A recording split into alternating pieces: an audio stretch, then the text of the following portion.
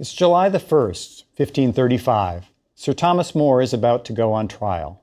The constable and armed guards arrive in More's cell in the Tower of London.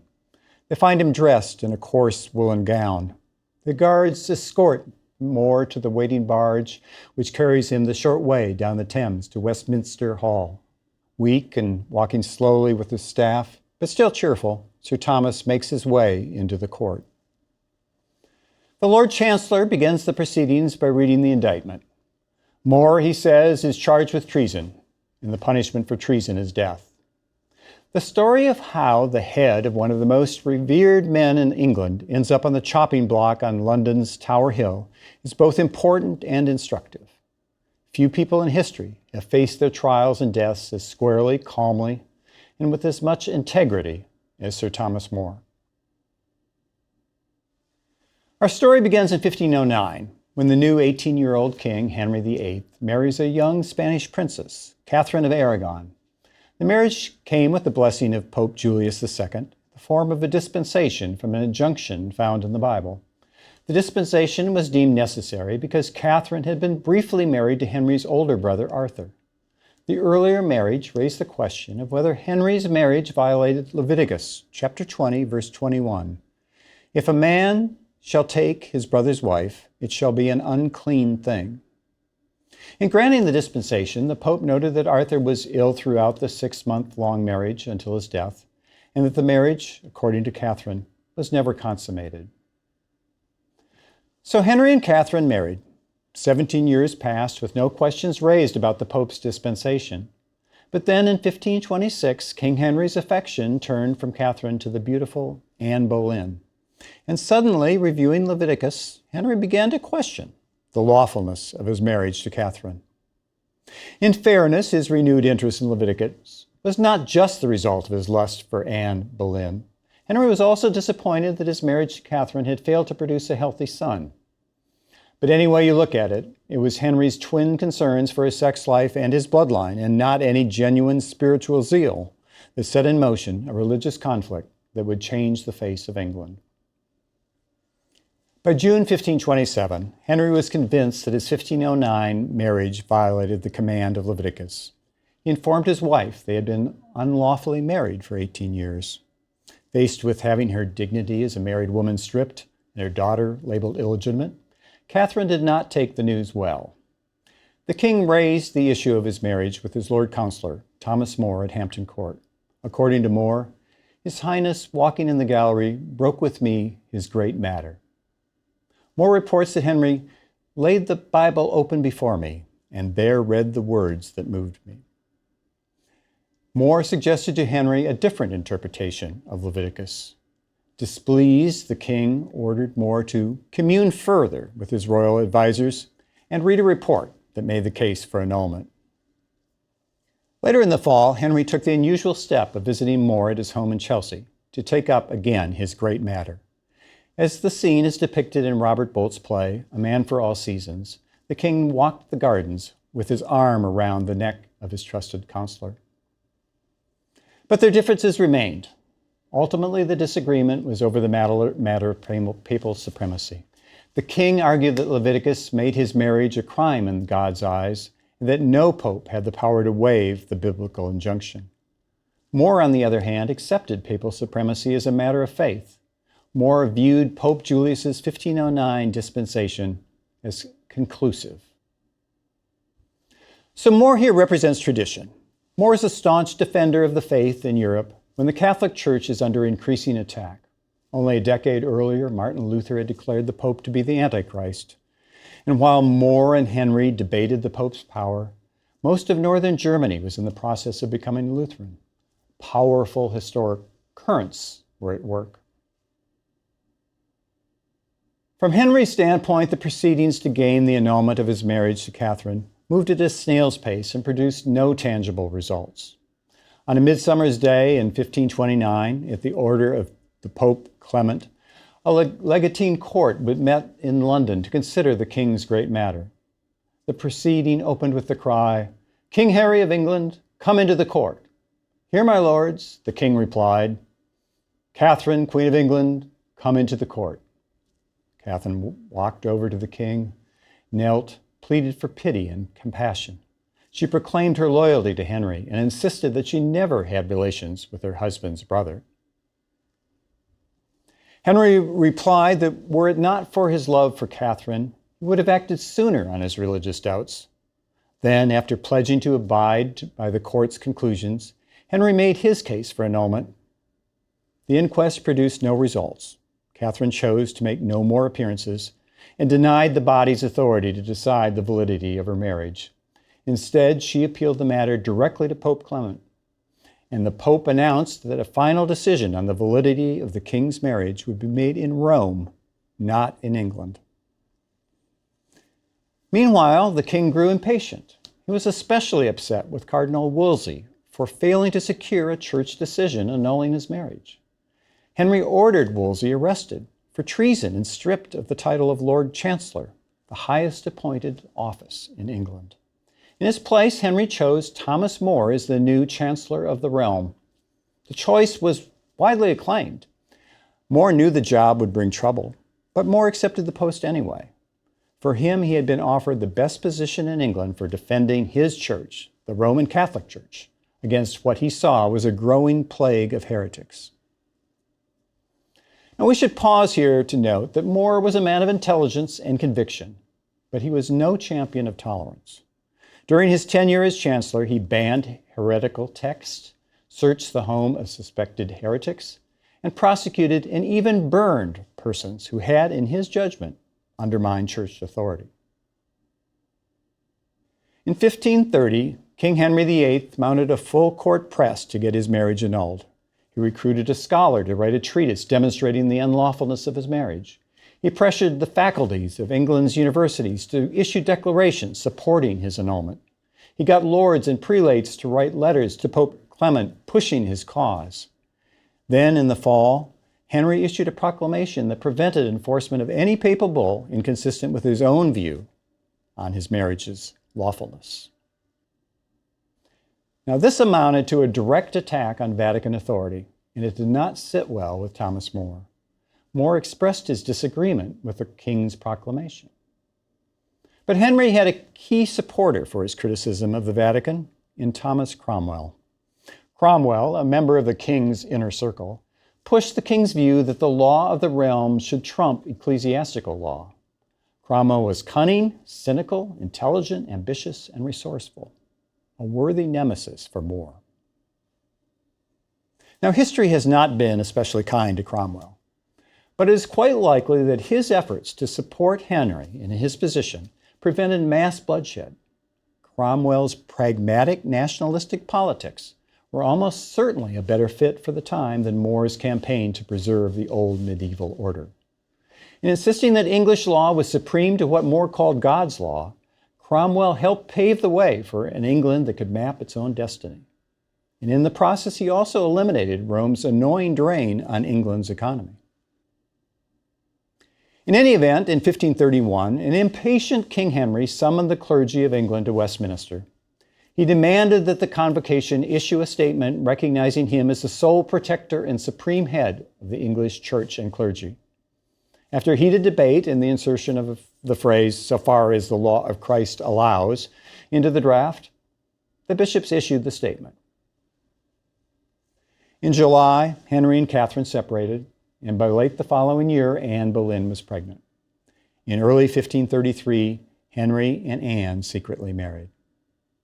While the king and Anne Boleyn shared a bed, Henry's advisors pressured Rome and domestic opponents of his annulment. Thomas Cromwell presented a bill to the Parliament that denied payments to Rome, payments that had been levied on every diocese in return for papal consecration of new bishops. The bill also transferred powers of the church to Parliament and limited the authority of the church and of Thomas More to arrest and punish heretics.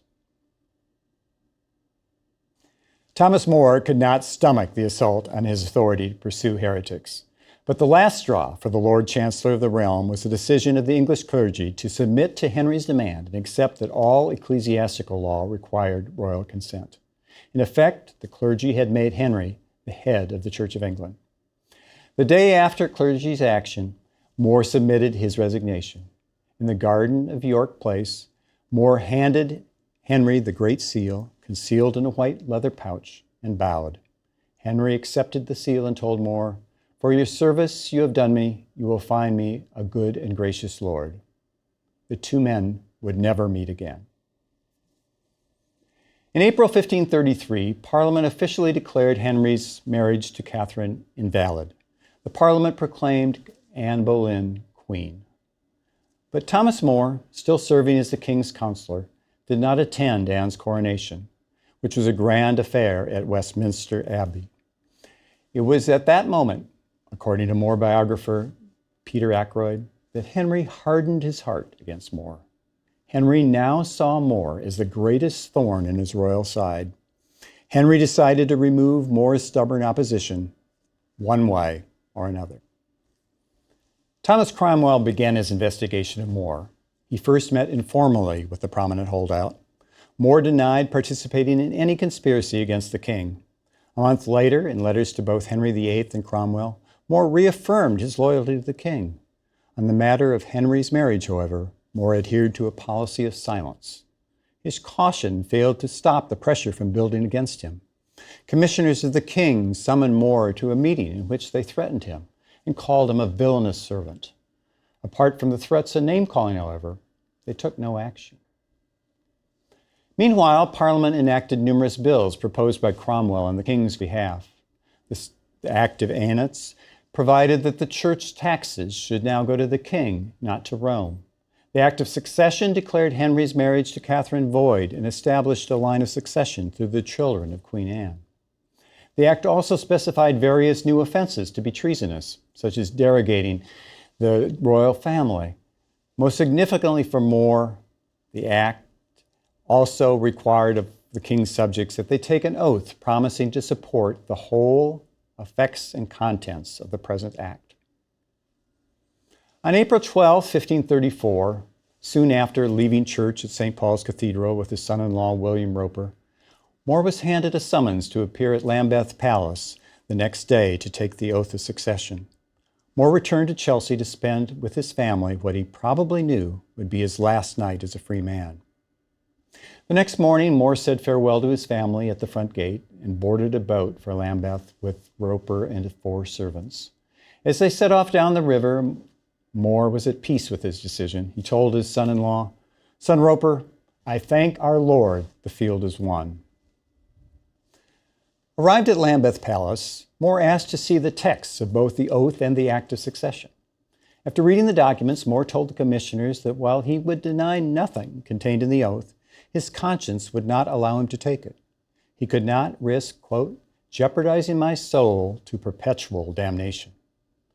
The commissioners weren't sure how to handle More's refusal to take the oath. They sent More out of the room to wait while they discussed the matter. Summoned back, More refused a second time to take the oath, even after cajoling and threats of imprisonment. He also refused to elaborate on his reasons. More spent the remainder of the year in the so-called bell tower of the Tower of London. He used the time in his dimly lit cell to write a lengthy book called A Dialogue of Comfort Against Tribulation. In the book, he reminded himself to forgive his enemies and endure suffering without complaint. He also wrote comforting letters to his beloved daughter, Margaret. In November 1534, Parliament enacted new bills that spelled even more trouble for More. The Act of Supremacy declared Henry to be the supreme head of the Church of England. The Treasons Act made it a capital offense to maliciously wish, will, or desire by words or writing to deny members of the royal family their dignity, title, or name of their royal estates. After enactment of the new laws, Thomas Cromwell and the 4 other advisors to the king interviewed Thomas More at the Tower of London. The men told More that Henry demanded to know his opinion of the Act of Supremacy. More balked, saying that he didn't like to meddle in such affairs. The king might yet be merciful, More was told, if he would just acknowledge his consent to the act. But More was unmoved. His whole concern now, More told them, was to live the best possible Christian life. King Henry's determination to crush his remaining opposition hardened. Henry and the Pope were at odds. The Pope was threatening to excommunicate the king if he did not return to Catherine. Poking the bull further, the Pope made Bishop John Fisher the most outspoken supporter of Catherine in all of England, the Cardinal. Henry responded almost immediately, charging Fisher with treason. Fisher was convicted and executed. As Riley noted by historians, Fisher's head was off before his cardinal's hat was on. More faced intense questioning in a third interrogation. Asked once again to give an oath, this time affirming Henry's supremacy as the head of the Church of England, More maintained his resolute silence. Cromwell tried a new tact. He sent Solicitor General Richard Rich to More's cell with instructions to remove his books and writing materials. And while More and Rich visited briefly in the Tower, a discussion took place about the king's role, or more likely did not take place. The question of what really happened, in fact, would become a key focus in More's later trial. Shortly after Rich's visit, More faced official investigators again in what amounted to a preliminary hearing to determine whether he had violated the Treason Act. 2 days later, the commission approved a 4-count indictment. More would go on trial for his life. So let's return to July 1, 1535, when Sir Thomas More made his way slowly into Westminster Hall, the scene of the trial. Although a jury of 12 men will have the final say, More understands that a verdict of guilty is inevitable. Were the jury to declare More innocent, they might face imprisonment themselves. The Attorney General opens the proceedings by reading the indictment. It consists of 4 charges. The Duke of Norfolk offers More a final chance to escape with his life. You will see now how grievously you have offended His Majesty. Yet he is very merciful, that if you will lay aside your obstinacy and change your opinion, we hope you may obtain pardon and favor in his sight. More replies that he appreciates the offer, but, quote, I beseech Almighty God that I may continue in the mind I am in, through his grace, unto death.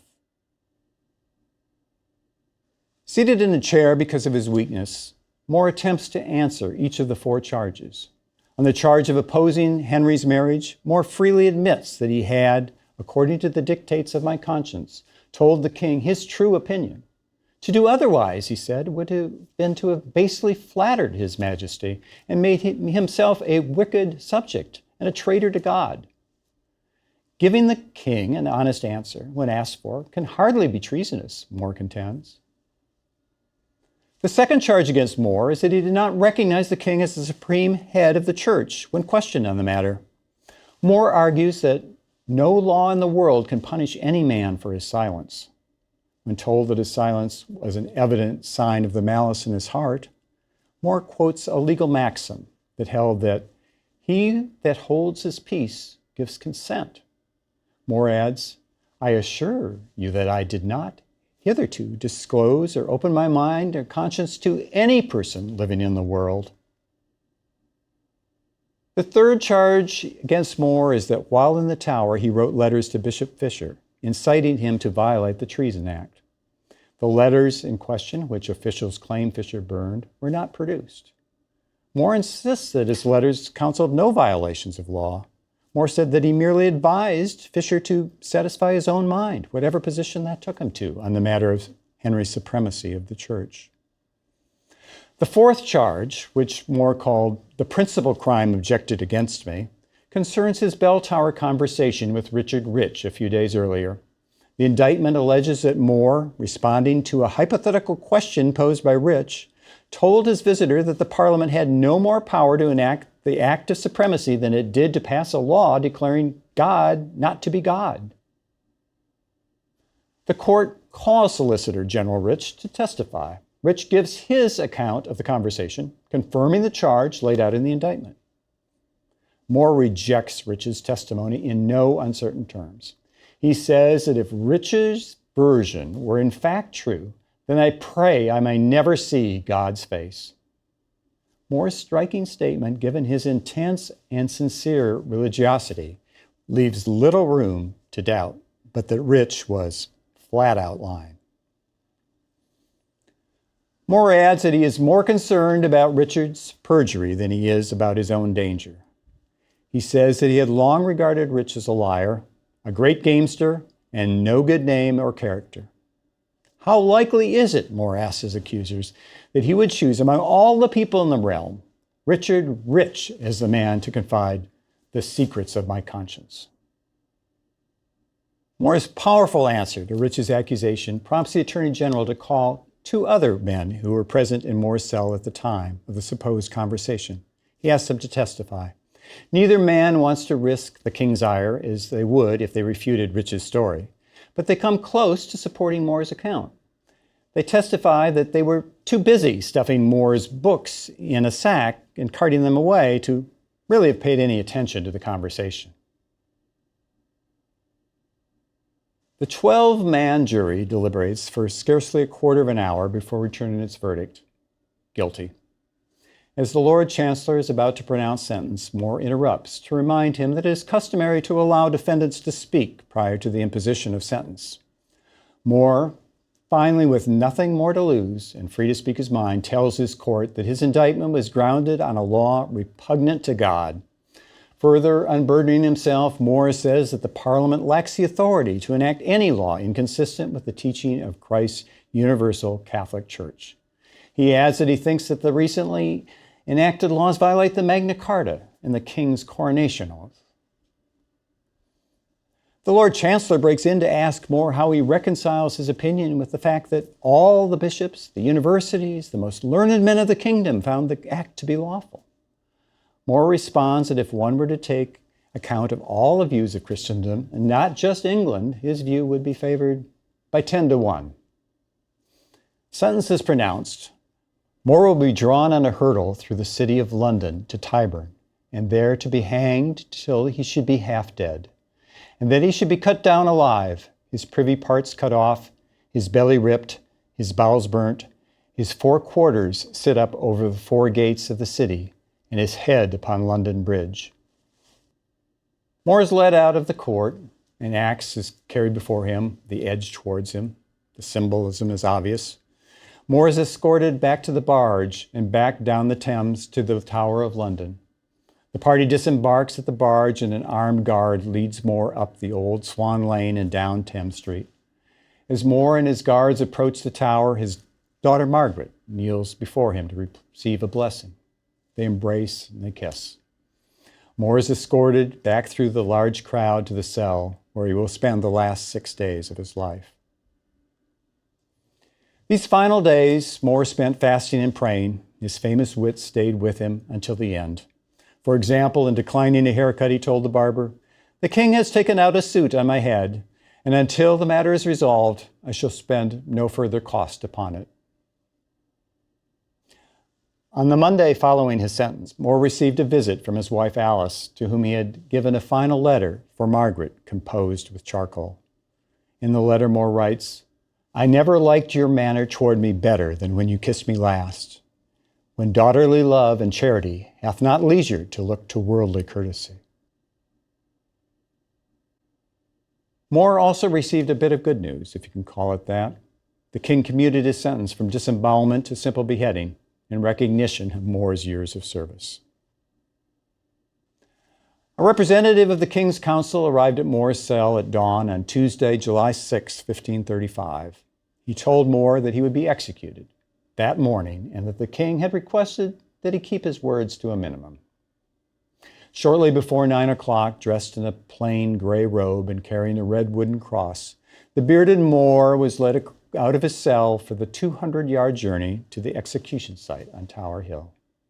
More's family was not among those in the crowd. The king had not granted them permission to attend.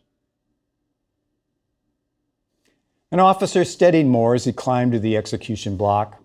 Following the wishes of the king, More spoke only briefly to the large crowd gathered to watch the event. He told them to pray for him in this world and that he would pray for them in the next. "I die the king's good servant and God's first." More knelt down in front of the block and uttered the words of Psalm 51. Then he rose and kissed the red-robed executioner. "Be not afraid to do thine office," he told him. Kneeling again, More laid his head upon the block and stretched his arms out in front of him. He asked the executioner to wait a moment until he could push his beard aside, joking that but Beard had committed no treason. One blow of the axe took off his head. The executioner raised the head for the crowd to see. Behold the head of a traitor. And lest anyone should suppose that traitors would be tolerated by English courts, More's head was then boiled, impaled on a pole, and positioned on London Bridge. Thomas More's efforts to preserve the unity of the church failed. In the year after his execution, Henry VIII escalated his attacks on Catholic institutions. He drained monasteries of resources necessary for their survival. Church ornaments, vestments, and jeweled relics were pillaged. Altars and stained glass windows destroyed, and the painted walls of churches defaced. The attack on the Catholic Church in England would go on for a while. 40 years after More's death, the rout would be complete. In part, what makes the trial of More a great trial is that Thomas More was a great person who played his role throughout the trial to perfection. This was never a trial More could have won, and he knew that. The More trial calls to mind the trial of Socrates. Like Socrates, More to the end remained true to his principles, followed his conscience, and preserved his integrity, and died because of it. For Henry and for England, the trial removed the most influential defender of the old order. It established that English law would be supreme to even what More had called the law of God. The trial marked the end of one age of England and the beginning of a new, more dynamic period in its history, its rise to world prominence. The Catholic Church, however, recognized More's contribution to the faith. On May 19th, 1935, at St. Peter's Basilica in Rome, Pope Pius XI presided at a canonization ceremony for Thomas More and Bishop John Fisher. The Pope said of More, "He knew how to resist, in accordance with his duty, the supreme head of the state when there was a question of things commanded by God and the Church." More biographer Richard Marius reminds us of why the life and death of Sir Thomas More remains relevant today. More, he writes, is that rare and magnificent individual whose life summarized an age in a way that few lives have been able to do. More represented an age in when the Pope's word was God's word, an age when honor, courage, and piety were valued above all else.